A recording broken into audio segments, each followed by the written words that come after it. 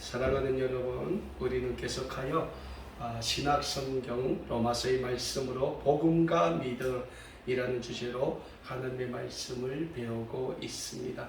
다만 종료주일과 부활주일은 우리 주님의 십자가의 구원의 은혜를 말씀을 통하여 배우기 위해 잠시 로마서의 말씀은 뒤로 했습니다만, 오늘부터는 다시 로마서의 말씀으로 은혜를 받는 시간을 계속하고자 합니다. 오늘 우리가 배우게 될 로마서의 말씀은 7장 14절에서 25절까지의 말씀입니다. 이 말씀으로 우리는 오늘 우리는 누구를 섬기고 있습니까? 라는 제목으로 말씀의 은혜를 받고자 합니다. 우리가 잘 알고 있듯이 로마서는 사도 바울이 로마에 있는 초대 그리스도인 공동체에 보내는 편지로 구성된 말씀입니다. 무엇보다 로마서에서 사도 바울이 말씀하고자 했던 핵심 내용은 예수 그리스도의 구원의 복음입니다. 로마서 1장 16절과 17절에서 사도 바울은 로마서의 핵심 내용에 대해서 이렇게 기록하고 있습니다. 내가 복음을 부끄러워하지 아니하노니 이 복음은 모든 믿는 자에게 주시는 하나님의 능력이 됨이라. 먼저는 유대인에게요 그리고 헬라인에게로다. 복음에는 하나님의 의가 나타나서 믿음으로 믿음에 이르게 하나니 기록된 바 오직 의는 믿음으로 말미암아 살리라 함과 같으니라 라고 사도 바울은 로마서 1장 16절과 17절의 말씀에서 로마서 말씀의 핵심, 즉 구원의 핵심, 복음의 핵심이 무엇인가에 대하여 분명히 말씀하고 있습니다.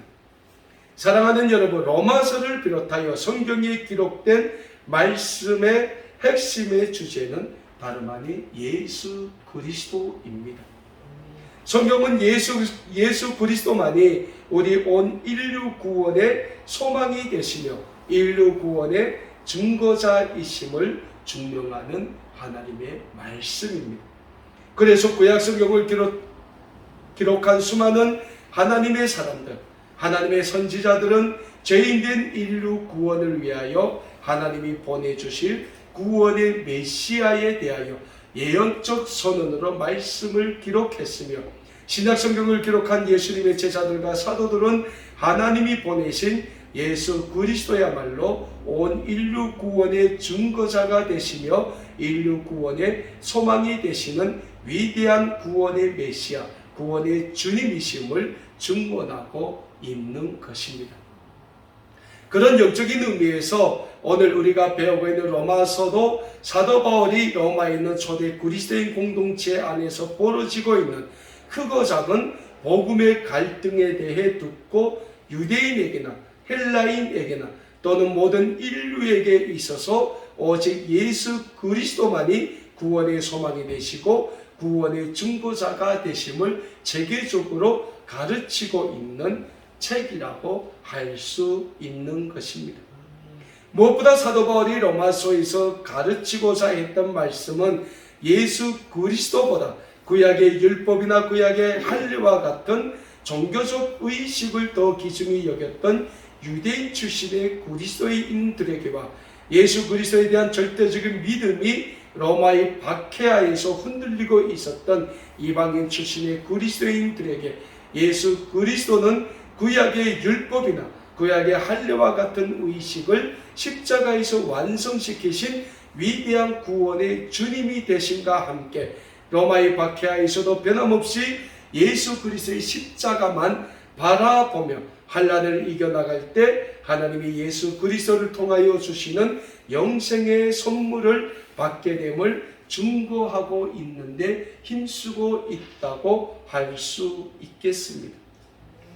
특히 오늘 우리가 받은 본문 말씀인 로마서 7장 14절에서 25절의 말씀에서 사도 바울은 자신의 삶을 솔직히 이야기하면서 자신도 육체적으로는 죄의 법을 섬기고 있고 영으로는 하나님의 법을 섬기고 있음과 함께 그럼에도 불구하고 자신은 예수 그리스도로 말미암아 날마다 죄의 법에서 승리하는 영적인 승리자의 삶을 살고 있음을 로마의 그리스도의 공동체 구성원들에게 말씀하고 있습니다. 먼저 오늘 본문 말씀이 로마서 7장 14절에서 17절의 말씀에서 사도 바울은 이렇게 말씀하고 있습니다. 우리가 율법은 신령한 줄 알거니와 나는 육신에 속하여 제 아래에 팔렸도다. 내가 행하는 것을 내가 알지 못하노니 곧 내가 원하는 것은 행하지 아니하고 도리어 미워하는 것을 행함이라. 만일 내가 원하지 아니하는 그것을 행하면 내가 이로써 율법이 선한 것을 시인하노니 이제는 그것을 행하던 자가 내가 아니요 내 속에 거하는 죄니라 라고 사도 바울은 고백하고 있습니다. 사랑하는 여러분, 사도 바울은 오늘 본문 말씀 로마서 7장 14절에서 17절의 말씀에서 자기 자신의 마음속에서 꿈틀대고 있는 죄의 속성에 대하여 고백하고 있습니다. 그러면 위대한 사도 바울이 왜 자신의 삶 속에서 꿈틀대고 있는 죄의 속성에 대해서 고백하고 있습니까? 그것은 사도 바울도 하나님 앞에서는 연약한 인간이라는 것입니다. 연약한 인간은 하나님 앞에서 완전하지 못해요. 왜? 우리 인간의 첫 조상인 아담과 하와의 범죄함으로 인하여 우리 인간에게는 원죄라는 죄의 속성이 들어와 있기 때문입니다. 그래서 우리 인간은 날마다 예수 그리스도의 십자가의 구속의 은혜가 절대적으로 필요한 거예요. 그 예수 그리스도의 십자가의 구속의 은혜가 없으면 우리의 삶은 이 세상 사람들의 삶과 다를 바가 없다는 거예요. 왜? 예수님의 그 십자가의 구속의 은혜가 날마다 우리의 삶을 하나님이 원하시는 구원의 삶으로 이끌어가는 구원의 원동력의 역할을 하기 때문이에요. 근데 사도 바울이 오늘 본문 말씀에서 뭐라고 고백합니까? 자신도 영적으로는 예수 그리스도의 구원의 중보자의 삶을 살기 위해서 노력하지만 자신의 내면 속에서는 죄의 법이 또한 존재하고 있다고 고백하고 있지 않습니까? 그래서 사도 바울이 뭐랍니까? 자신은 육신으로는 죄 아래에서 죄에게 팔렸다고 고백하고 있는 거예요. 그러나 17절의 말씀에서 사도 바울은 또 뭐라고 고백합니까? 자신의 마음속에서 율법을 지키려고 행하는 자는 사도 바울 자신이 아닌 죄의 욕망에서부터 비롯된 죄의 결과라고 말씀하는 거예요. 사랑하는 여러분, 사도 바울의 이 고백에서 우리가 찾게 되는 영적인 교훈이 하나 있을 것입니다. 그 교훈이 무엇입니까? 그것은 인간은 누구나 다 자신만의 죄의 근성을 지니고 살고 있다는 영적인 교훈입니다. 이 앞에 있는 박 목사의 삶에도 죄의 근성이 있어요. 없을 수 없어요. 왜? 우리 인간은 태어날 때부터 죄의 근성을 가지고 태어나기 때문이죠. 인간의 첫 조상인 아담과 하와가 하나님의 동산인 에덴 동산에서 하나님이 먹지 말라고 명령하신 선악을 알게 하는 그 나무의 열매를 따먹게 된 근본 원인이 어디 있습니까? 물론 첫 번째는 뱀으로 가장한 사탄의 유혹입니다. 그러나 그 먼저 하와의 마음속에서 꿈틀대고 있는 인간의 욕망, 나도 하나님처럼 되겠다는 그 욕망에서부터 비롯됐다는 거예요.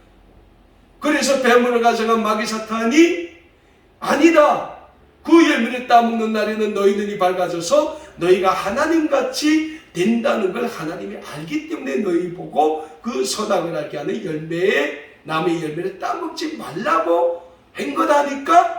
그 마귀 사탄의 말을 들은 뒤 하와가 그 동산 주황에 있는 선악을 알게 하는 나무의 열매를 보니 뭐라고 했습니까? 성경이 더 먹음직도스럽고 탐스럽게 보였다고 했지 않습니까? 왜 그렇게 보였을까요? 이 하와의 마음속에서 꿈틀거리고 있는 욕망의 결과라는 거지. 저 선악을 알게 하는 나무의 열매를 따먹으면 나도 하나님처럼 될 수 있겠구나. 그래서 결국 선악을 알게 하는 나무의 열매를 따먹은 것이 아닙니까? 그래서 결국 하나님 앞에 범죄하게 되었던 거죠. 자, 또 다른 예화를 들어봅시다. 쌍둥이 동생인 야곱이 쌍둥이 형인 에서의 장자권을 빼앗기 위해 그렇게 갖은 술수와 꼼수를 써가면서 아버지 이삭까지 속여야만 했던 근본 원인이 어디 있습니까? 물론 첫 번째는 장자에 대한 사명의식을 소홀히 했던 쌍둥이 형 에서의 잘못이 커요. 그러나 그보다 더 중요한 원인이 뭡니까? 자신이 장자가 되어야 되겠다는 쌍둥이 동생인 야곱의 그 마음속에서부터 꿈틀거린 욕망이 부른 결과가 아닙니까? 그 결과로 결국 쌍둥이 동생의 야곱은 어떻게 됩니까? 쌍둥이 형 에서의 보복을 피해서 외삼촌 라반의 집으로 야반 도주해야 되는 도망자의 신세가 된 거예요. 결국 모든 게 뭡니까? 우리 인간의 삶의 내면 속에서 꿈틀거리고 있는 욕망이 결국 우리의 삶에서 죄를 부른다는 거예요. 사랑하는 여러분, 결국은 모든 인간의 죄는 인간이 갖고 있는 죄의 근성에서부터 시작된다는 영적인 교훈을 우리는 잊지 말아야 합니다. 사도 바울이 오늘 본문 말씀에서 고백하고 있는 것처럼 바울 자신도 육신으로는 죄의 법을 섬긴다고 고백한 것처럼 인간은 누구나 다 하나님 앞에서는 죄의 산물이요, 그래서 날마다 자기 자신을 예수 그리스도의 십자가 앞에 내어놓고 회개하는 삶을 살아야 하는 존재임을 우리는 한시도 잊지 말아야 합니다. 신약성경 마태복음 18장 21절 이하의 말씀을 보면 예수님께 나와 예수님의 12제자 중 수제자로 일컬었던 베드로가 이런 질문을 합니다. 선생님, 형제가 잘못을 범하면 몇 번을 용서할 수 있겠습니까? 7번이라도 용서할 수 있겠습니까? 라고 예수님께 질문을 해요. 그런데 예수님께서 그 베드로에게 뭐라고 말씀하십니까? 아니다. 나는 7번씩 70번이라도 용서할 수 있다라고 말씀하지 않습니까? 그렇다면 사랑하는 여러분, 왜 예수님께서는 베드로에게 7번씩 70번이라도 용서할 수 있다고 말씀을 하셨을까요? 하나입니다. 예수님의 이 말씀에는 우리 인간이 안고 있는 죄에 대한 근본적인 속성을 예수님께서는 이미 알고 계셨음을 보여주고 있는 말씀인 거예요. 그래서 예수님은 우리 인간이 아무리 죄를 짓고 하나님 앞에 죄의 그 모습으로 나설지라도 그 모든 죄를 예수 그리스도의 십자가 앞에 내어놓고 진심으로 회개할 때 예수님은 그 십자가의 구속의 은혜로 우리의 모든 죄를 늘 용서해 주시는 용서의 주님이심을 그 베드로에게 말씀해 주신 거예요. 사랑하는 여러분, 결국 우리는 우리의 삶 속에서 누구를 섬기고 있는가? 이 질문이 우리의 영적인 삶을 좌우지할 수 있다고 할 수 있을 것입니다. 분명한 사실은 우리 모두는 예수 그리스도의 구속의 은혜를 받은 하나님의 구원의 백성들이라는 영적인 사실에는 변함이 없다는 거예요. 그렇다면 우리는 오늘 예수 그리스도의 십자가의 구속함을 받은 하나님의 구원의 백성으로서 하나님만을 잘 섬기며 하나님의 구원의 영광만을 위하여 살고 있는가?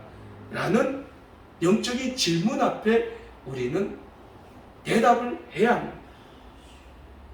그렇다면 사랑하는 여러분, 우리는 어떤 대답을 할 수 있을까요?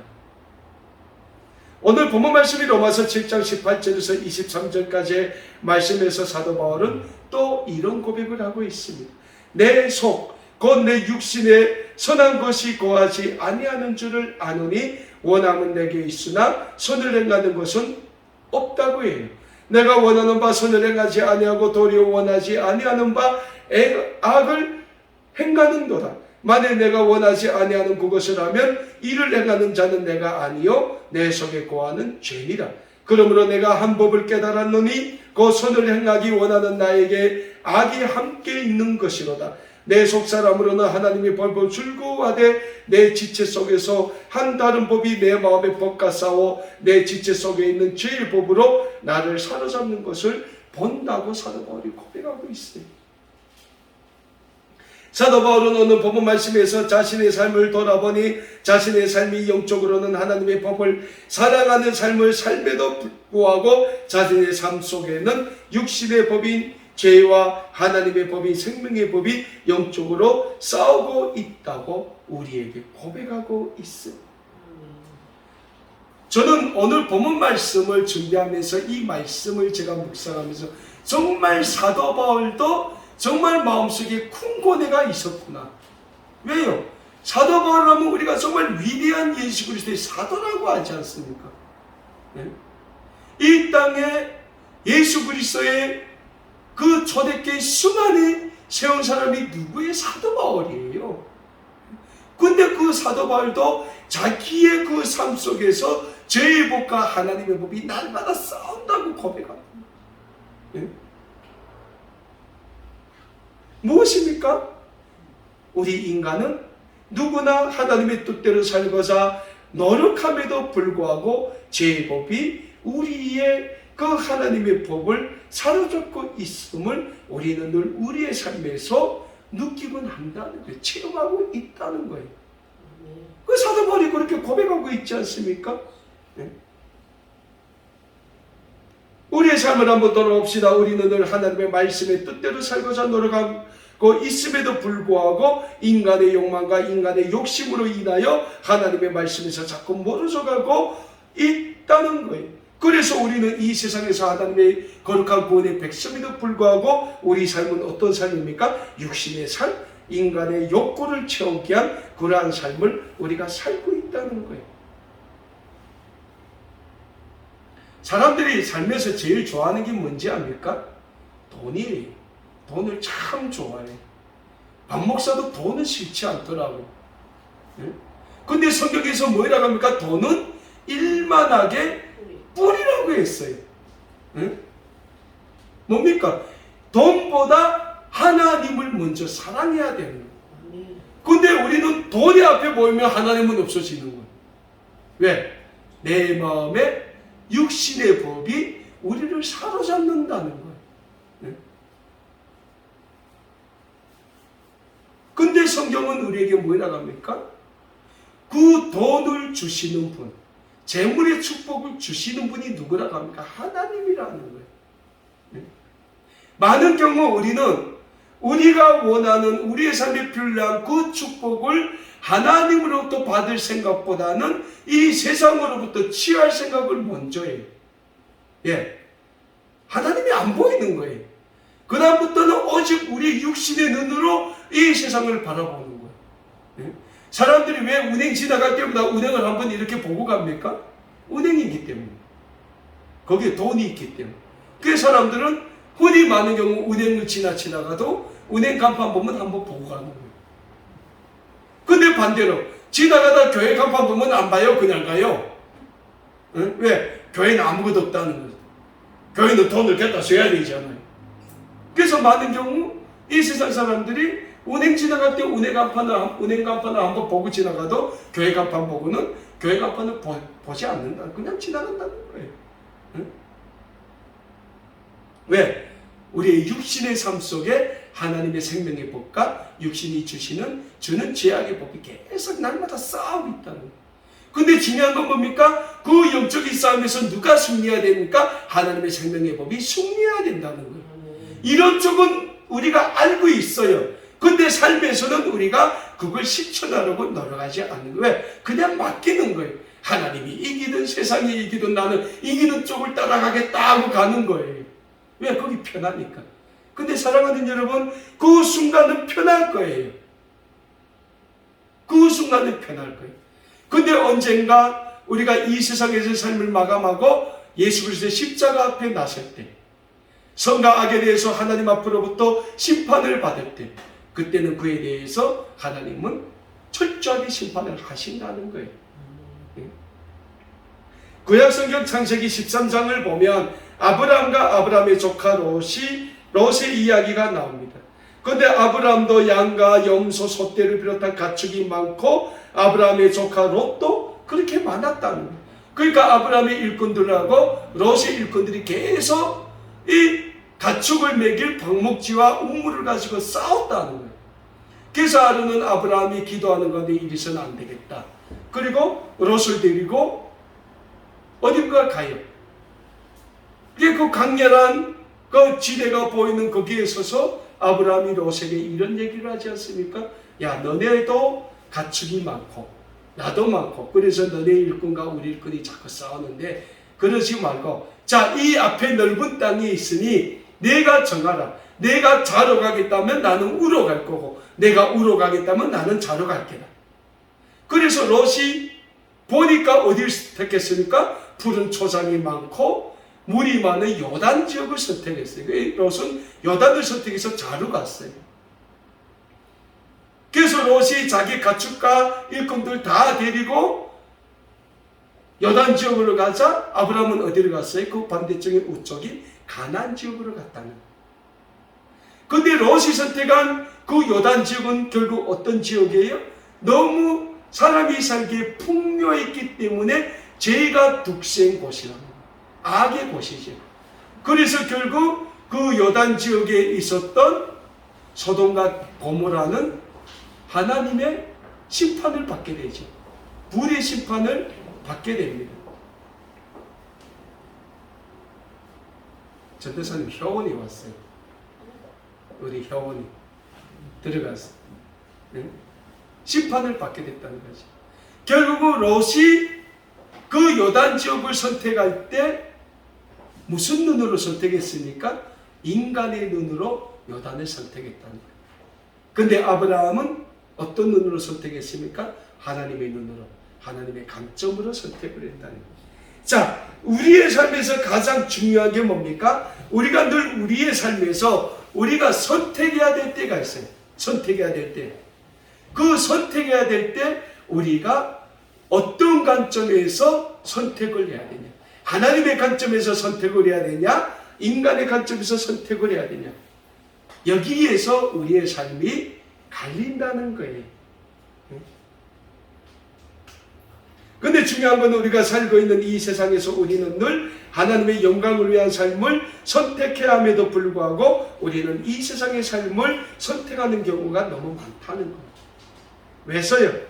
하나님보다 우리의 삶에 있어서 나 자신의 행복, 우리 가정의 행복, 우리 자녀의 행복이 더 크게 보이고 더 소중하게 보이기 때문이라는 거예요.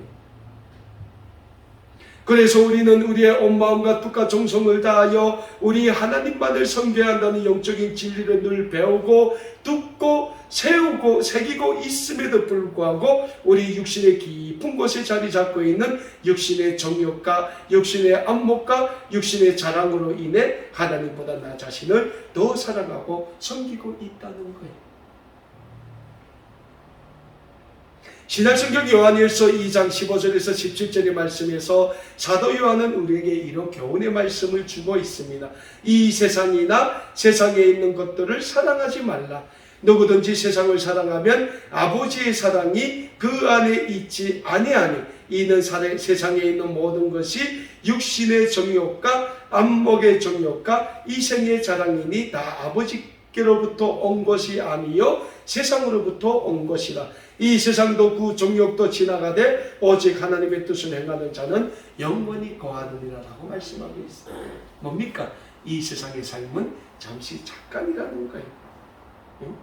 그래서 이 세상에서 가장 부유하고 가장 총명하고 하나님으로부터 받을 축복은 다 받으며 살았던 솔로몬 왕도 자신의 인생 말기에 자신의 그 한 생을 총하면서 뭐라고 고백했습니까? 자신의 삶을 해 아래서 보았더니 바람이 나는 겨우와 같았고 그 모든 삶이 다 헛된 것이었다고 고백하지 않았습니까?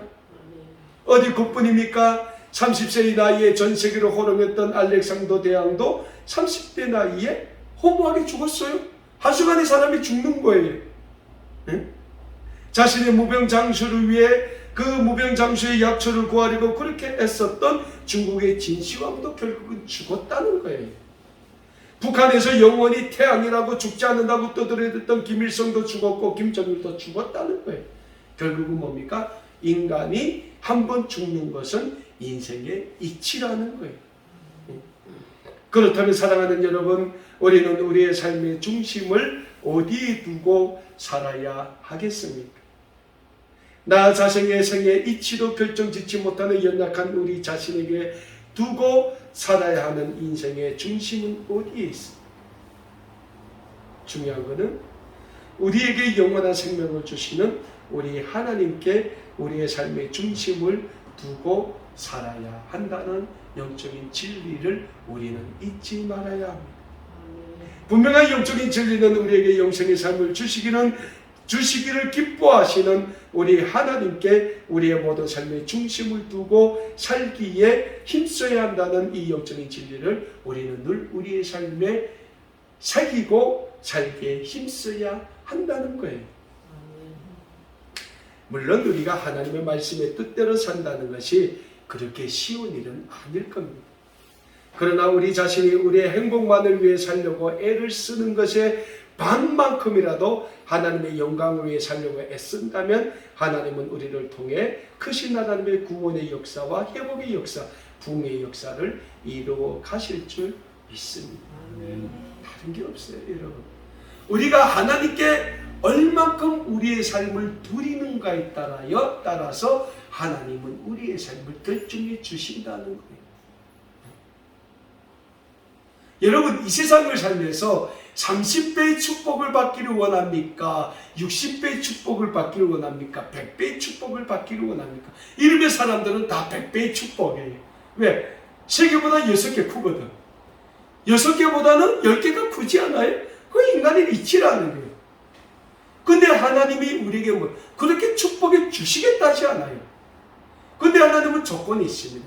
너희 온 마음과 뜻과 정성을 다하여 주 너희 하나님을 사랑하고 섬기라는 거예요.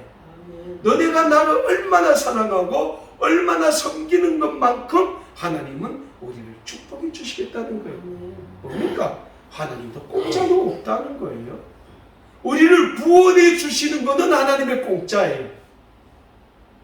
하나님이 예수님을 이 땅에 보내주실 때 우리 보고 대가를 지불하라고 했어요? 그런 게 없었어요. 하나님이 먼저 우리의 죄악을 위하여 대가를 지불하셨다는 거예요. 그래서 아무 죄도 없으시는 예수님을 보냈잖아요. 아무 죄 없는 예수님을 십자가에서 죽이셨잖아요. 거기에 대해 하나님은 우리 복음을 요구한 게 없어요. 왜? 하나님은 온 인류의 구원을 오늘도 간절히 원하고 계시는 분이기 때문에. 왜? 하나님의 죄라면 굉장히 죄송하지만 우리를 하나님의 형상대로 지으신 죄밖에 없어요. 근데 하나님이 우리를 하나님의 형상대로 지을 때 우리가 죄를 지을 거 알고 지었을까요? 그건 아니라는 거예요. 그래서 우리는 늘 하나님만을 섬기며 하나님만을 우리는 모셔야 합니다. 우리의 삶을. 그래서 오늘 본문 말씀이 로마서 7장 24절에서 25절에서 사도 바울은 또 어떤 고백을 하고 있습니까? 오호라 나는 공고한 사람이다. 사도 바울이 그래요. 나는 공고하다. 여기서 공고하다는 말의 뜻이 뭡니까? 나는 그만큼 연약하다는 거예요. 그만큼 슬프다는, 연약하기 때문에 슬프다는 거예요. 응? 나도 아프다는 거예요. 근데 사도 바울이 또 뭐랍니까? 이 사망의 몸에서 누가 나를 건져내랴. 이 사망의 몸에서. 여기서 사망이 뭡니까? 영적인 죽음이나 영적인 죄를 의미하고 있다. 이 영적인 죄에서 누가 나를 건져내라. 그리고 사도 바울이 뭐라고 고백합니까? 우리 주 예수 그리스도로 말미암아 하나님께 감사하리로다. 하나님께 감사하다는 거예요. 왜? 예수 그리스도의 십자가의 구속의 은혜로 사도 바울은 날마다 예수님을 위한 삶, 하나님의 구원의 삶을 위한 삶으로 살 수 있기 때문에 감사하다는 거예요. 그런즉 내 자신이 마음으로는 하나님의 법을, 육신으로는 죄의 법을 섬깁니다. 우리가 날마다 두 법이 싸워요, 우리 삶에서. 근데 사도 바울은 뭡니까? 예수 그리스도로 말미암아 우리에게 승리 주시는 하나님께 감사한다는 거예요. 사랑하는 여러분, 오늘 우리 모두도 사도 바울처럼 하나님 앞에서 너무나도 연약한 존재들입니다. 그래서 우리에게도 날마다 하나님의 예수 그리스도를 통하여 주시는 십자가의 그 은혜가 절대적으로 필요하다는 거예요. 그 예수 그리스도의 십자가의 구속의 은혜가 있어야 우리는 이 세상과의 영적인 전쟁, 나 자신과의 영적인 전쟁에서 승리자가 될 수 있다는 영적인 진리를 우리는 믿어야 합니다. 사도 바울이 오늘 본문 말씀 25절 말씀에서 우리 주 예수 그리스도로 말미암아 하나님께 감사하다고 고백한 것처럼 우리의 삶에 날마다 주시는 예수 그리스도의 십자가의 은혜가 있을 때 우리는 늘 하나님께 감사와 찬양과 영광을 돌려드리는 거룩한 구원의 백성으로서의 삶을 살 수 있게 되는 것입니다. 오늘 말씀을 정리하겠습니다. 사랑하는 여러분, 하나님을 섬기는 하나님의 구원의 백성의 삶을 살기에 힘쓰는 우리 모두가 됩시다. 예수 그리스도로 말미암아 우리에게 날마다 영적인 승리를 주시기를 기뻐하시는 우리 하나님만을 사랑하며 우리 하나님만을 섬기는 하나님의 구원의 백성으로서의 삶을 살기에 힘쓰심으로 우리를 통하여 이루실 하나님의 구원의 영광에 마음껏 쓰임받는 주님의 몸된 아름다운 꿈의 교회 모든 믿음의 백성들 다 되실 수 있기를 우리 주님의 이름으로 간절히 축원합니다. 기도하겠습니다.